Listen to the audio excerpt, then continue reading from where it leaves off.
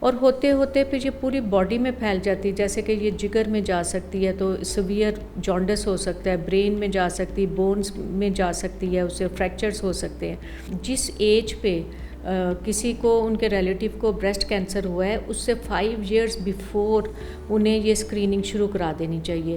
کوئی family history نہیں ہے، کہیں کوئی ان کے آگے پیچھے کسی کو کینسر نہیں، تو انہیں چاہیے کہ وہ 40 ایئرز پہ اپنا میموگرام کرائیں۔ لیڈیز کو چاہیے کہ جیسے ہی ان میں یہ سمٹم ڈیولپ ہو، میں اب علامات کی طرف آؤں گی۔ ڈیجیٹل پاکستان کی ویڈیوز دیکھنے کے لیے ہمارا چینل سبسکرائب کیجیے اور بیل آئیکن کو پریس کیجیے تاکہ آپ ہر ویڈیو سے باخبر رہ سکیں۔ بسم اللہ الرحمن الرحیم۔ السلام علیکم۔ ڈیجیٹل پاکستان کے ساتھ میں ہوں آپ کی میزبان اینی باجوہ۔ آج ہم بات کریں گے بریسٹ کینسر کے حوالے سے۔ جس طرح آپ جانتے ہیں پوری دنیا میں اکتوبر کے مہینے میں بریسٹ کینسر کی مہم چلائی جاتی ہے اور لوگوں کو اویئرنیس دی جاتی ہے۔ پوری دنیا میں باشمول پاکستان میں بتایا جاتا ہے اور مختلف سیمینارز ہوتے ہیں، لوگوں کو ایجوکیٹ کیا جاتا ہے کہ وہ بریسٹ کینسر پر کس طرح سے قابو پایا جا سکتا ہے، کیونکہ اگر ہم دیکھتے ہیں کہ دن بہ دن اس کی شرح میں اضافہ ہو رہا ہے، تو شرح میں اضافہ کیوں ہو رہا ہے اس پر بھی بات کریں گے۔ اگر ہم دیکھتے ہیں ایک رپورٹ آئی ہے، اس کے مطابق پاکستان میں اگر 9 خواتین ہیں تو اس میں سے ایک بریسٹ کینسر میں مبتلا ہے، اور اس کے علاوہ مختلف قسم کے کیسز ایسے آتے ہیں اور ایسی نوعیت کے کیسز ہوتے ہیں کہ جس پر پھر قابو نہیں پایا جا سکتا ہے۔ تمام عوام اس سلسلے میں بہت زیادہ پریشان ہے، اس لیے خواتین کی آگاہی کے لیے آج ہم آپ کو ملوانے لگے ہیں ڈاکٹر بریگیڈیئر مونا ظفر صاحبہ سے، اور ان سے جانیں گے کہ کس طرح سے ہم اس کی روک تھام کے لیے ہمیں کیا پریکاشنز کرنے چاہیے۔ تو لیے چلتے ہیں مونا ظفر صاحبہ کے پاس۔ السلام علیکم ڈاکٹر صاحب۔ وعلیکم السلام جی کیسی ہیں ڈاکٹر صاحبہ؟ میں بالکل ٹھیک ہے، نہیں، thank you so much for nice words. Doctor صاحبہ مجھے سب سے پہلے بتائیں، جس طرح بریسٹ کینسر کے بارے میں ہم مختلف سیمینارز دیکھ رہے ہوتے ہیں اور اس میں بڑا آگاہی کی جاتی ہے، تو اگر دیکھا جائے تو دن بہ دن اس کی شرح میں اضافہ ہو رہا ہے، تو ایسا کیوں ہے؟ ہاں نہیں، آپ ٹھیک کہہ رہے ہو کہ شرح میں اضافہ ڈے بائی ڈے اس میں ہو رہا ہے۔ اب آپ دیکھیں کہ جیسے کہ آپ نے بتایا کہ 9 عورتوں میں سے ایک عورت کو لائف ٹائم رسک ہے کہ اسے بریسٹ کینسر ڈیولپ ہوگا۔ اور اسی طرح سے پہلے ہم سنا کرتے تھے کہ یہ جو بریسٹ کینسر کی بیماری ہے یہ یورپین کنٹریز کی بیماری ہے، رچ لوگوں کی بیماری ہے، اولڈ ایج کی بیماری ہے، مگر آج کل ہم دیکھتے ہیں کہ تو ہماری کنٹری میں بھی بہت زیادہ یہ پھیل چکی ہے۔ اور ہم دیکھتے ہیں کہ ہمارا پاکستان جو ہماری کنٹری ہے اس میں ہائیسٹ انسیڈنس ہے بریسٹ کینسر کا ان ایشین کنٹریز میں۔ تو اس کی وجوہات کیا ہے؟ اس کی وجوہات کی طرف اگر ہم دیکھیں تو نمبر 1 تو ہمیں یہ سمجھ آتی ہے کہ ہماری جو لائف سٹائل چینجز ہو گئی ہیں اس کی وجہ شاید ایک بن گئی ہے۔ اور وہ کیا چینجز ہیں؟ اس میں جو آپ کا فوڈ سلیکشن ہے، unhealthy food selection, like processed food لینا، کیونکہ اس میں کارسینوجینس ہوتے ہیں جو کہ بریسٹ کینسر کے اس میں رول پلے کرتے ہیں۔ پھر سرٹن جو ہے جنک فوڈ لینا، اور سرٹن وائٹامنس کی deficiencies like vitamin C, vitamin D, vitamin A, یہ وہ وائٹامنس ہیں جو کہ پریونشن کرتے ہیں بریسٹ کینسر کے خلاف۔ تو ہماری ڈائٹ میں ان کا فقدان ہونا یہ بھی ایک بات ہے۔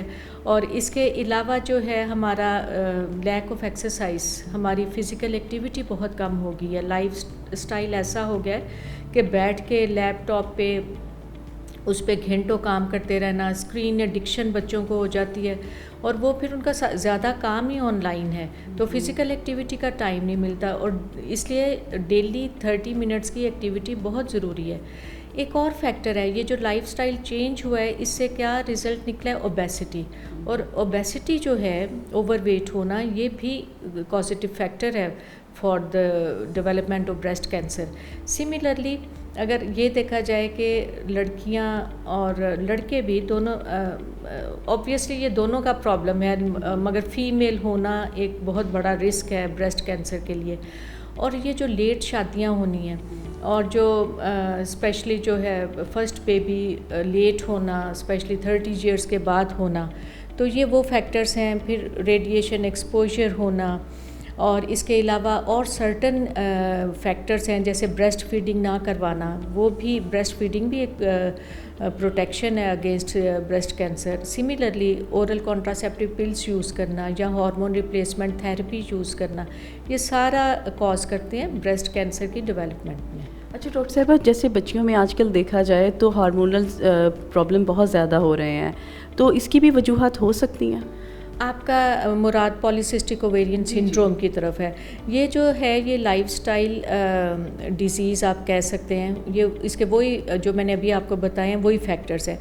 ڈائریکٹ تو اس کا رول بریسٹ کینسر میں تو نہیں ہے. ہاں البتہ اینڈومیٹریل کینسر کے ساتھ ڈائریکٹ رول ہے کہ پالیسسٹک اووریز جو ہیں ایک کازیٹیو فیکٹر ہے فار اینڈومیٹریل یوٹرس کے کینسر کا. اچھا ڈاکٹر صاحبہ یہ بھی بتائیے گا کہ یہ کس حد تک کی عمر میں یہ ہو سکتا ہے, کہ کبھی سٹارٹنگ میں ہو جاتا ہے کہ شادی سے پہلے خواتین میں ہے یا شادی کے بعد زیادہ ہوتا ہے؟ دیکھیں جو ہے نا ٹین ایجر میں تو یہ ایکسٹریملی ریئر ہے.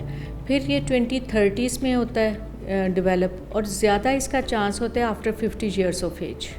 تو یہ اس طرح اس کا ہے, مگر یہ نہیں کہہ سکتے ہیں کہ شادی سے پہلے بھی بڑے ریئر کیسز ہیں کہ وہ بھی دیکھے گئے ہیں. اچھا ڈاکٹر صاحبہ ایک اور چیز بتائیے گا, جس طرح آپ نے کہا کہ یہ کوئی بھی عمر میں آپ کو ہو سکتا ہے, تو یہ کس طرح سے اس کی ابتدا ہوتی ہے کہ اگر کسی کو ہے, یا جس طرح آپ بتا رہی ہیں اور جو ہمارے تمام ناظرین دیکھ رہے ہیں, تو اس کی اویئرنیس کے لیے کیا بتائیں گے کہ اسٹارٹنگ کس طرح سے ہم ایگزامن کر سکتے ہیں؟ ہاں اس کے بارے میں پہلے تو آپ کو یہ آگاہی دینا چاہوں گی کہ یہ سٹارٹ ہوتا ہے جو بریسٹ کے بیچ میں جو دودھ کی تھیلیاں ہوتی ہیں اس میں یہ سٹارٹ ہوتا ہے. شروع میں تو یہ بریسٹ کے اندر ہی رہتی ہے گلٹی, مگر جیسے جیسے وہ بریسٹ کے اندر رہتی ہے اور پین لیس ہوتی ہے, تو شرم کے مارے بعض دفعہ اور اگنورنس اس وجہ سے شاید ڈاکٹر کے پاس نہیں جاتے ہیں کہ یہ ٹھیک ہو جائے گا اور وہ سارا. اور اس کے بعد یہ جیسے جیسے بڑی ہوتی ہے پھر یہ جو ایکزیلا بغل کی جو لمف نوڈز ہیں غدودیں ہیں ان کو انوالو کر لیتی ہے. پھر اس کا سائز بڑھنے لگ پڑتا ہے اور ہوتے ہوتے پھر یہ پوری باڈی میں پھیل جاتی ہے, جیسے کہ یہ جگر میں جا سکتی ہے تو سیویئر جانڈس ہو سکتا ہے, برین میں جا سکتی ہے, بونز میں جا سکتی ہے, اس سے فریکچرز ہو سکتے ہیں. تو یہ سارا کچھ اب لیڈیز کو چاہیے کہ جیسے ہی ان میں یہ سمٹم ڈیولپ ہو, میں اب علامات کی طرف آؤں گی, مگر علامات سے پہلے میں بتانا چاہوں گی کہ ہمارے معاشرے میں کچھ مسکنسیپشن متس بھی پھیلی ہوئی ہیں. جیسے کہ لیڈیز کہتی ہیں کہ بریسٹ کو چوٹ لگ گئی اس سے کینسر ہو جائے گا, حالانکہ ان دونوں میں کوئی تعلق نہیں ہے. نپل میں اگر کریک آ گیا تو اس سے بریسٹ کینسر ڈیولپ ہو جائے گا, اس کا بھی کوئی تعلق نہیں. یا اگر آپ کہو کہ یہ جو ہے خوشبو, بعض یہ بھی متس ہیں کہ پرفیومز لگانے سے, تو اس کا کوئی تعلق نہیں.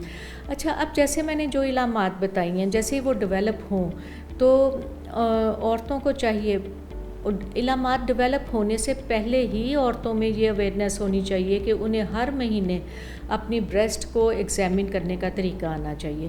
اس کو کہتے ہیں self breast examination.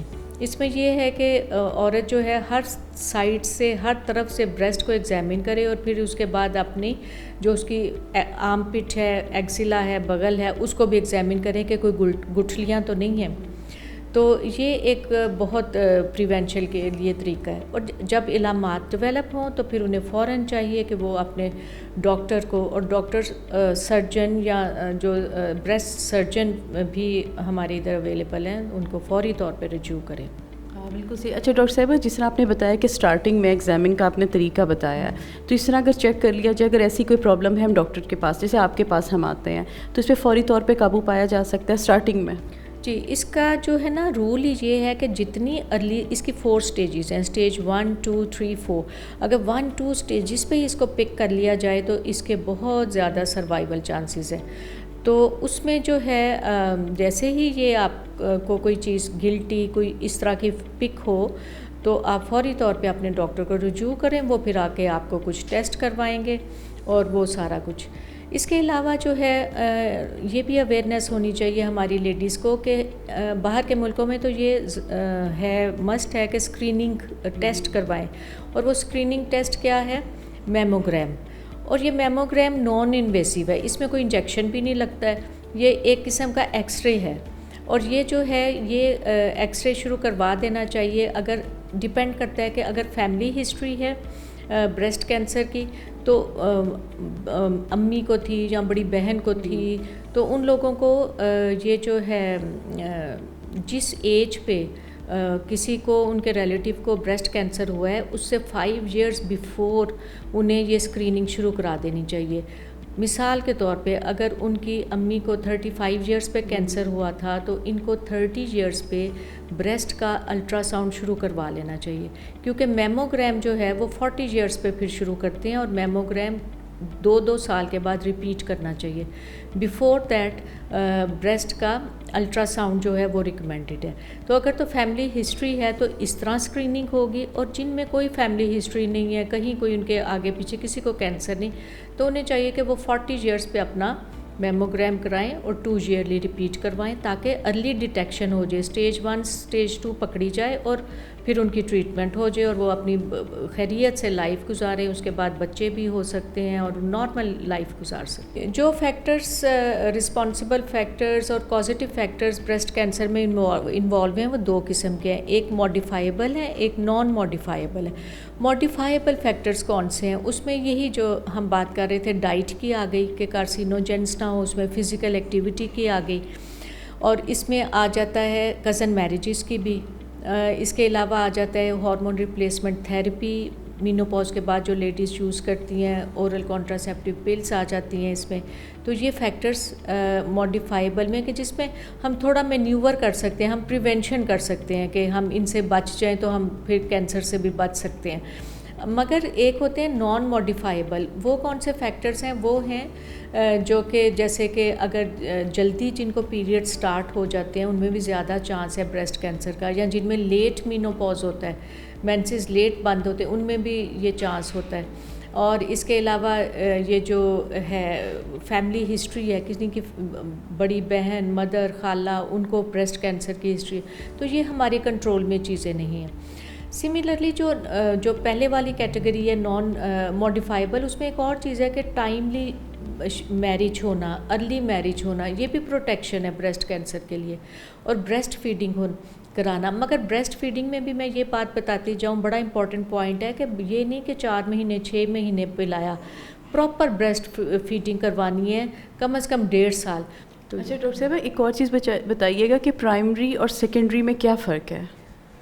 Primary breast cancer وہ ہے جو ارائز ہوتا ہے بریسٹ ٹیشو سے، بریسٹ سے وہ شروع ہوتا ہے، اور سیکنڈری وہ ہے جو کسی اور باڈی میں کسی اور جگہ پہ ارائز ہوتا ہے اور پھر وہ ٹریول کر کے بریسٹ میں آ جاتا ہے. اس میں جو ہے سیکنڈری میں کامن ہے اووریز کا، انڈے دانیوں کا کینسر، اور بڑا ریئر ہے تھائرائڈ کینسر بھی ٹریول کر کے بریسٹ میں آ جائے. تو یہ ڈفرینس ہے. اچھا ڈاکٹر صاحب، آپ سمجھتی ہیں کہ پاکستان میں جیسے آپ نے کہا کہ اس کی سٹارٹنگ سٹیج میں یہاں پر مطلب علاج کرا لیا جائے تو بہت اچھا ہے، تو آپ سمجھتی ہیں کہ تمام لوگوں کے لیے یہاں پر تمام سہولتیں موجود ہیں پاکستان میں؟ یہ آپ کا کویشچن بہت اچھا ہے. بات یہ ہے کہ ہمارے پاس جو سینٹرز ہیں نا، اور جو ٹرینڈ سٹاف ہے وہ کم ہے جتنے ہونے چاہیے.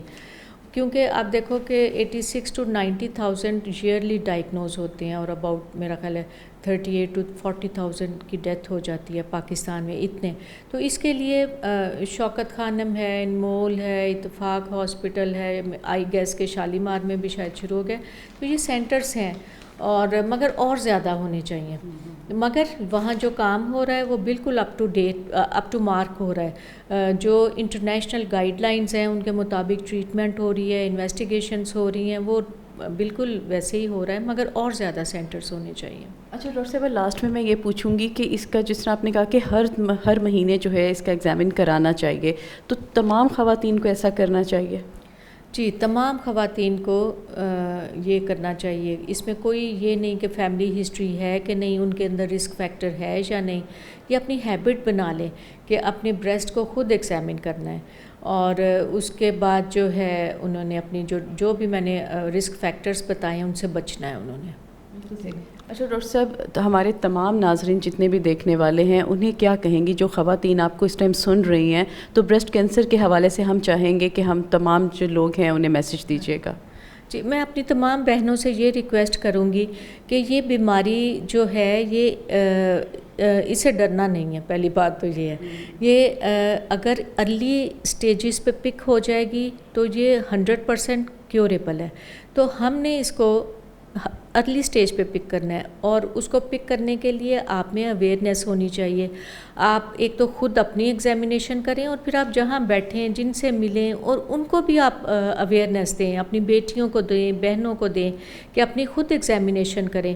और 40 ईयर्स पे जाके मेमोग्राम कराना, ये बहुत इंपॉर्टेंट है। आप में अवेयरनेस होगी तो आप डॉक्टर को भी कह सकोगे कि मुझे एडवाइस करें जी, मैंने मेमोग्राम करवाना है। तो मैं अपनी बहनों को यही देना चाहूँगी कि आप अपना बहुत अपने बारे में कॉन्शियस रहें।